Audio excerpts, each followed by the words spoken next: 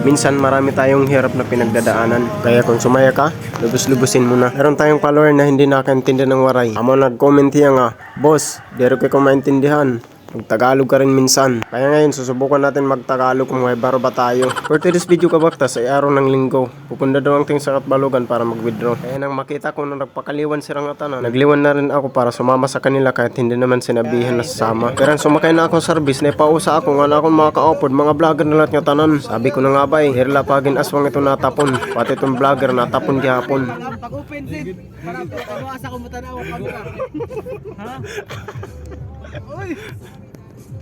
Pagkatapos nga namin magbiyahe ng isang oras ay dumating na kami sa Katbalogan. Dumaan niya muna kami sa landbank para mag-withdraw pero hindi ko na binidyohan baka hold upin. Hindi nga mga oras, inabot na kami sa Katbalogan. Makuraluwaran kawara kami parkingan. Ang maglinibot-libot kami anay katulo ka bisis. Pag pinanmiling mga parkingan, kaya parkingan ng kotse, kanan motor naman. Pantulo naman niya pag linibot-libot, nakaagigapot kaya mga parkingan. Ang sakto na liwat, kaya nagdidinagurok na naon mga tiyan. Maraming salamat ka pala kay Kuya Enforcer, maraming salamat sa pagtulong. Pagkatapos namin sa pagparking, nagsilabasan na nga aking mga kasama. Lumabas na si Boss Francis at ang aming foreigner na kasama. Shoutout kay Vice Sidran, maraming salamat sa panlibre. Silabasan na kaming lahat pero ang aming RFC na driver pa ay hindi pa lumabas. Inuupay pa niya ang pagparking para daw hindi sabitan. Pero hindi nagtagal, lumabas na rin siya. Ito nga pala ang aming RFC na driver pa. Pasa ka ba makakita ana na driver lang ang RFC ng RFA? Hala, padahin tayo natin ang istorya.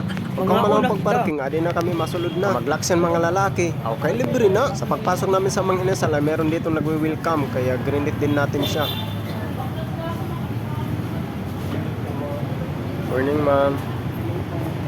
Sa pagpasok namin sa loob, ngay ako na ipausa kay kapinit sa sulod. Tapos nagkalilisang pa kamay, tunahan kayo mga lingkod. Kitaan mga kayo mo, halatado nga mga gutom na. Ang ginhimo naman, nagpinasahan lang kayo pag pinanyitan mga minera. Kaya para sa inyo yung may kwarta, palito, tipalipri lang. Warali kami na rin nga say, padayong gihapon naman pag kinita itong mga menu para sa inyo yung may kami mga kwarta. O sa adin lang ako pinila para sa inyo yung maaar mag-order. Ako, suminom pa yung tubig para matanggal ang kulba. Kaso mihaamon pag pinanyita kita. Masyadong oras na kami pumila. Kaya nakakaduwang-duwang lang naman ditong pila. Join ko lang itong mouse na naka-shernera. May dakong tatig pa pakiana kung pwede ba umutang nga dahira. Waray talaga kami mga kwarta. Napila bisan wala kwarta, mahuseman ka shernera. Pagkatapos nila mag-order, umakyat nga kami sa taas. Mangitan ng pwesto o mauupuan. Kasi magutom na para rin itong pangaon, matikangan. Pagkato naman na igbaw, gin-arrange namin itong mga lingkuran. Para arag tubang la kami, malilingkuran. So, pakita nga man yung camera. Pakita nga man yung camera. Kita naman na kamera, oy, magwapo pa man. Ito mga staff pang projector, servisyan at tula per may kabanwaan. Kaya mo na mabutan order. Tawad kay kaya mo mabutan order, amo nagbinero video laan ako. Adi ngayon kami asikan per Katbalogan mang inasal. Shout out ng mga Katbalogan, ipalo naman ak niyo. An amon order kaya pa man. Para na akong mga antos, yung kadtokon era sugbaan. Na ako ni kuya yung pakayanhan. Boss, maiha pa iton.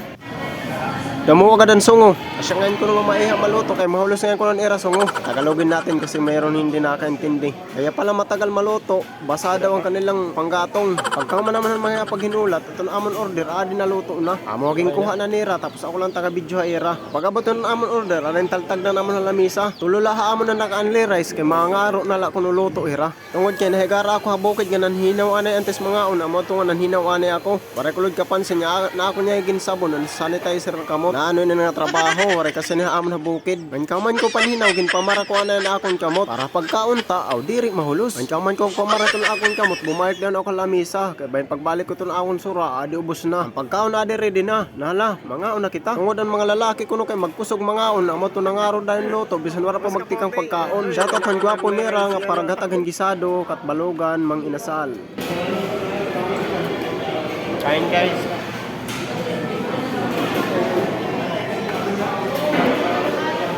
Ang tungod bang kundira kompleto ng pagkaon kunwari sabaw, ama tungo nangaro kami sabaw. Kaya dinala ni kuya ang mahiwagang pitsil at inipisan kami ng sabaw. Aw, ini, malaksin na pagkaon. Kami sabaw na. Makadamo kita ng luto yan ha. Bisan diri only rice kita. Pag-abot ito ng sabaw, tistihan ko dahil paghigop, binukid niya tirada.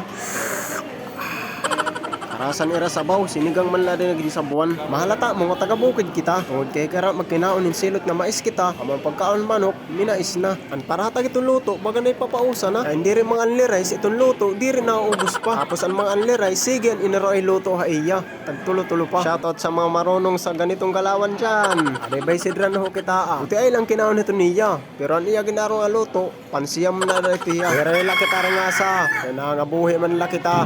Susunod, amon lang suba para makatipid-tipid kita. Ngan maaram lot ako, nga maaram naman inihira. Masukad din himo, itong mga customer nira. Adiho kita papakita ko itong ebidensya. Diri kita rice, pero itong atong luto, panduha na. Tungod manggod nga ngatanan ko nung kasakit o kalipay may katapusan, amongan aon pangaon, hinay-hinay na hingkauman. Pero Boss Clarence kita diri lugod hiyan rice, pero itong luto niya, amon damo pa. Tamang mga nasal ka nakauta. Sugad yan umigo.